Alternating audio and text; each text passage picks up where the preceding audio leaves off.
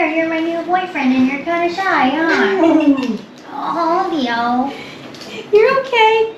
Go say hi. Good boy. Go say hi. In fact, You're okay. He's so camera shy, and in fact, I need a close-up of him Really? for a thumbnail. He's hard to get pictures of. He is, right? Yes, we struggle with it too. Oh, there's a that's a good That's a one. close-up. Yeah. That's a close-up. Go ahead. How has this week been going?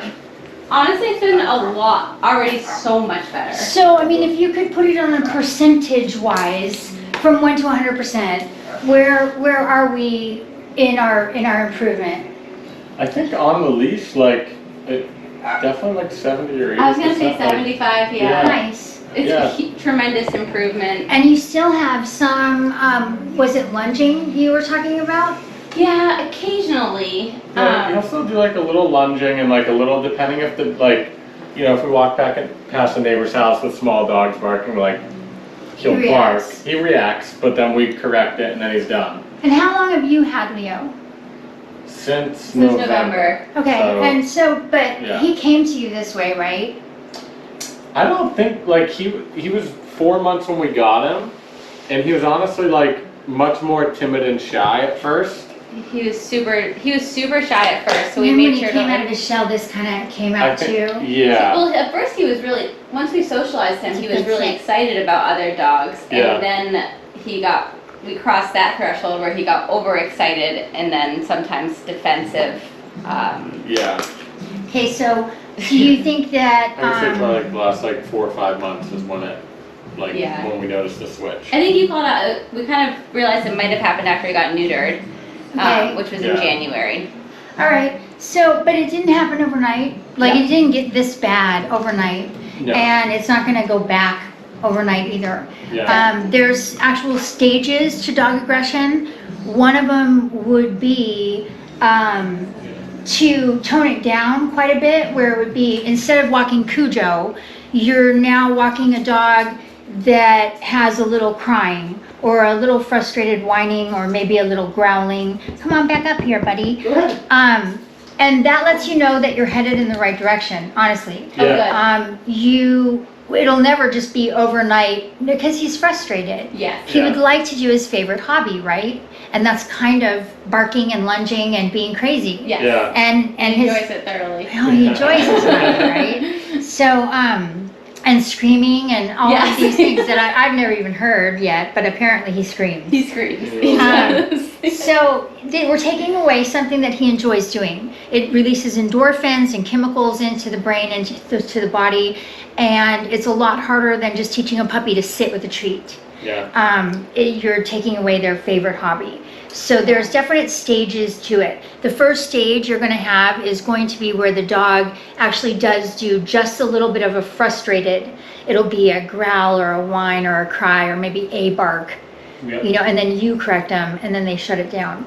And this means we're headed in the right direction. After that, you'll start to see that the dog will try to ignore the situation.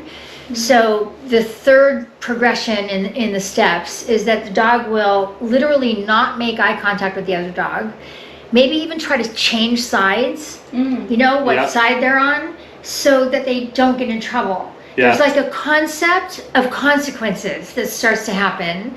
And have you seen this? A little bit. I think more now it's like he doesn't do anything, but he's like looking at him. He's like still definitely thinking about he's still interested for Pretty sure. soon he's going to notice that if he would just stop looking at him, he could control his behavior much Yeah. better, and then he wouldn't get in trouble so much. So the third step and the final, you know, course on the trip to just walking like a gentleman would be avoidance. Yeah. Where they switch sides, they try to avoid the situation, they try not to make eye contact with the dog because they try not to get in trouble. They don't trust themselves Yeah. to not get in trouble. So he's a good boy. Soon, buddy. So there's a couple things that could be wrong, because I want your experience to be 100%. Yeah. I want him to give up completely. So there's a couple things that could be wrong. Number one, this could not be the right collar. We might have to step it up a notch and speak a little louder if we want to talk to him when he's excited. Yeah. That could be wrong. Number two, maybe your correction on this collar or your part, you're not doing it right. You could do it snappier, or you could be doing it a little bit harder before we change collars. Yeah. Number three, you could be catching him maybe not at the very beginning of the escalation. So if you catch him when he's already going off and he's already barking and all of that, he can't hear you. Yeah. It's like sitting down with the person that's angry, you know, what you're saying is just not going in. And so these are the three, or there's maybe four things that could be happening that could make your success less than what I'd like for it to be. Yeah. What do you think of these things that I'm saying? I feel like 2 and 3 probably. Okay. Like it's definitely like getting used to. Not ready to give up on this collar. Yeah, because it's honestly been working really well. Like with a good snap and it like an Yeah. like he focuses. And I think then for me at least, and just speaking from when I'm walking him, and then like the timing of like maybe catching it to your point a second late, The very beginning. or like at the very beginning, like at the first look. Because we might hesitate and see like, His oh, is he hackles going to go be up. bad or Yeah, not? and see what he does. His Sometimes they hackles do. really go up. Definitely. Yeah, definitely. Yeah, they did His the park forehead today. probably Yeah. wrinkles up. You know, there's little signs Oh yeah. that, you know, his body stiffens, the ears go back. There's little signs that there's that unwavering stare Yeah. that Oh, they yeah. get with the other dog, right? Exactly. That's always an obvious sign. Yeah. But did we look at what you're feeding him last week? I don't think so. No. Okay, so I want to make sure, since you're at 70% instead of 100, Yeah. I want to make sure that we're not fighting a bunch of carbs. Mm. So when you have a high strung dog already, Yeah. and you are giving them a bunch of carbs, you know, which a lot of dog foods have a bunch of carbs and some don't, but in just the first 10 ingredients, if you have 4 or 5 carbs, then they turn to sugar, just like it does with us, Yep. and you end up with a hyperactive dog. But it's not just physical hyperactivity, you're talking about mental hyperactivity as well. Okay. So looking for threats, looking for trouble to get into, can't quite hear you, can't quite listen to you, I'm on a rush right now. Yeah. So do you have the bag? I Can did, you yes. grab it? And if you could just read the first 10 ingredients. You're actually getting ready to switch him over to adult food. Oh, that's soon, good food. So I have a Okay. feeling it's gonna be good. So the first 10? First 10. Deboned chicken, chicken meal, oats, barley, brown rice, Oh, turkey meal, chicken fat, ground flaxseed. Oh, he's very excited. yeah. Deboned turkey. Sorry, I'm not really counting. So you actually have 4 carbs in the first 10 ingredients. Yeah. What is the crude protein percentage? 27. Okay, so just for your knowledge, I like to try to go 30% or higher in crude protein Okay. and low carbs, like a little bit of potato maybe, Yeah. but not the oats and the barley and because what happens is it ends up just turning to sugar in their system. Yeah. And that's not as bad as some of them. Like Yeah. that's probably 50%. It's kind of like, I don't know if I would change it or not, but it wouldn't hurt to change over to something that had less carbs. Okay. Good to know. Because it turns into mental hyperactivity where, yeah, they're misjudging situations and they're hyper in their mind and they're kind of looking for threats That makes sense. and That does tripping make out. sense. So if you research a new food, research low carbs. The only reason I like grain free is because most grains are carbs. Yep. It's the only reason. Yeah. Very stuff as a new camera. Okay, no worries. Are you gonna lay down, buddy? Good down. You stay? Huh? Oh, that's a good stay. Here you go. Yep, that's a good down. I didn't drop anything. That's a good down. Huh? You stay. That's a good stay. Yeah. And it's always good to have something attached to them, boop, like I don't have right now. What a good stay. For when they do get up. Because when they do get up, what a good stay, buddy. You have to grab them and put them right back down in the same spot. Oh, yeah, I remember you saying that. What a good stay. Oh, Come, come, come. Right here, right here. Leo. Leo. No. There you go. Come here, sweetie. Oh, what a good boy. You want him down? That's a good down. Oh, sorry. Sit. Down. That's a good down. There you go. That's a good down. All right, you stay. You stay. So you've been practicing this week? Yes. Have you noticed the difference in like his hips and when they move and when they shift and Definitely. It's his comfort level? This is still his normal, but he has been, I have been noticing a little bit of the roll. Yes. I'm like, oh, that's good. He has been. This is probably 7 out of 10 times, but he has been allowing his hips to relax a few times. Usually when he's more tired after been practicing for a while.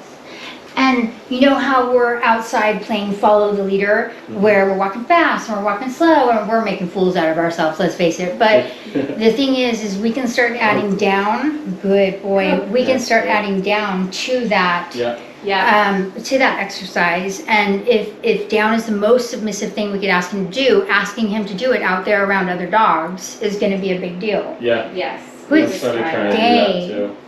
Now the goal of down stay is to walk a circle around them. Now when you get behind the dog, in fact I wouldn't even start the circle until his hips are relaxed. Okay. Then when you get behind the dog, they tend to want to get up because they can't see you for a second. So good, keep your eye on the prize, buddy. Here you go, good stay. Good stay. Good stay. So when you actually add something in, like you'll add the table into the circle, or you'll add a car into the circle, or you add the couch into the circle, and you get him to stay, you're increasing the level of trust that you're asking him to have in you while he's in a submissive position. And it would be the same outside. So you can only imagine outside is going to be a big deal when we start doing down stay outside. Yeah. Good boy, that's a good stay. Huh? And he's doing this for both of you? Yeah, he has been. Nice. And relaxing his hips? Not this often, or not that often to actually relax them. I don't but- think I've been maybe having him hold it long enough, Good like stay. staying Yeah. until he does it. Until he gives up? Yeah, and I Yeah. have been doing the circles, but it hasn't always been with the relaxed hip. That's the same. But he does a good job not moving. Good. Good. Say, okay, you can get up. Okay. Good boy. And they don't know what okay means yet either, right? He's like, I'm confused. Like, okay means 100 things. here. Okay means you could get up. Good job. Eyes when he sees them, and you can tell he doesn't get why he can't go play when they're all playing together. It makes me So feel who so was bad. just the first Oh. creature out the door? That's me Uh-oh. talking away. Leo. Who's the lookout? All right, buddy. Wait. Good boy. Wait. Nice. Go ahead. We have been practicing. I'm sure you have. I believe you. Well, I use treats for, just so you guys know, I use treats for what's difficult for the dog. Yeah. So if sit is no longer difficult for the dog, then there's a dog that way. Then I don't use treats anymore. But if walking like a gentleman by another dog is hard, then I will. Good boy. That makes sense. That's a good boy. Good boy, Leo. Yeah, I think we were over rewarding very easy behavior. Good boy, buddy. Yeah, you guys were treating just for watch me, Oh yeah. you know, and then he was still kind of losing it. He wasn't able to watch you. So basically, if you're using the collar correctly, and remember there's an invisible circle around you, and every time he gets outside of that circle or that boundary, you give him a collar correction. Yep. He's walking next to you because he knows it's in his best interest. You're not begging him to heel. You're not talking to him at all. He's just walking next to you with a loose leash Yep. because he gives up. He's doing very good. All I right, think this that's is something we There's our could get part. better at too, is like maybe That's circling that invisible circle. Yeah, the invisible circle is all on your terms. Yeah. 'Cause I definitely let him get a couple feet in front. I think I'm stricter about it. Yeah. Well, and it's okay to get a little in front or a little behind. I mean, I say you're free to be a dog. Totally. Yeah. And that's like what I try to balance. I'm not sure what the right answer is. You're free to pee and poo and smell stuff and have a Yes, good time and all. totally. It is your walk, Yeah. but you're not free to bark and lunge and be crazy and pull me around the neighborhood, Yeah. embarrass me in public, etc. Yeah, he's definitely, like we said last time, I think he's also on his best behavior around you, but typically when we would walk him down here, this is when he's completely strangling himself and Right. going crazy. Okay, so let me see the leash. Oh, yeah. So I'm looking at your correction and it's not Okay. it's not very strong. Okay, So what I want is he on your left or your right? he was on my left. Okay. Is that the way you keep him? Usually, yes. Okay. So what I want from you is a little snappier, a little stronger, so that he will possibly give up. So come on, Leo, walk all over me a little bit. Oh, Leo. oh. Here's a good. Oh, good. Ah, ah, ah, ah. Okay. Be calm, be relaxed. Haha. Oh. I wants to play with you. I know. You're the perfect size. Good. Good boy, Leo. So he's not really aggressive. He's No. just leash reactive. Yeah. So when he's connected to his parents, there's issues. Yeah. That's a definitely a true statement. This one? He's right here. Right here.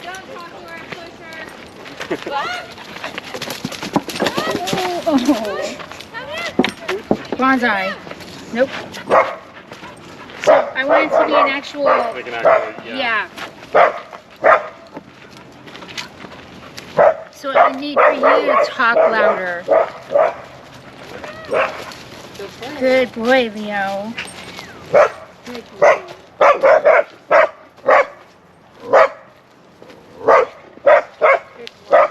So before we even go to changing collars, I want to make sure that you guys are doing your part, Yeah. like as good as you possibly can. Yeah. And he will give up. He will eventually realize that this behavior just doesn't work out for him anymore. Good job, buddy. Before we would just like slide the other side. So watch his forehead. Good job, bud. Nope, give him Good correction. boy.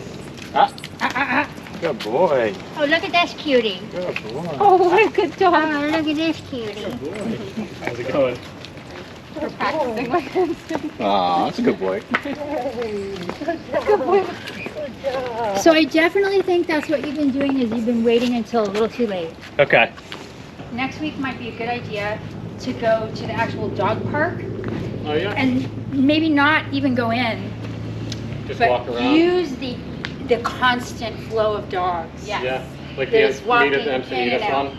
Yeah. That used to be one of his big Desensitize problem him. areas. Oh my goodness. yeah. And get him used to it and make sure this is the right collar. Yeah. We can work in the park area on a little bit of the beginning of off-leash training, and we can work on come. I like to play this game called the come game, and it kind of puts a positive spin on the come command. Yeah. How does he do with come when he's off-leash?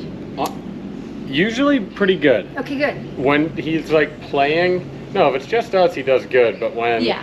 and sometimes when he's playing, but there's always that threshold when like Sure. This He's morning just- I could not get him to leave the park. He was Yeah. having a grand old time, and there's so many dogs, and like yeah. when that happens, it's usually Well, so there's this game that I like to play where you sneak in a couple treats to the dog park, and you will call him maybe 5 times while you're there, and you will sneak him a little tidbit and go, "What a good come, what a good come," and then go, "Okay, it doesn't mean anything. Go play." Okay. So too many times people make the mistake of calling a dog to come only when they're leaving the dog park, or it's time to go in the kennel, or they're leaving the house, or the dog's in trouble. so it associates And him so with the bad. come is no longer a good thing. Yeah. And they're like, I'm never doing that anymore because I don't want to leave. Yeah. So if you call them like randomly 5 times while you're there and then let him go, it doesn't mean anything. Yeah. And then the time when you do call him and you're leaving, he's not even going to know Yeah. that you're leaving. Yeah.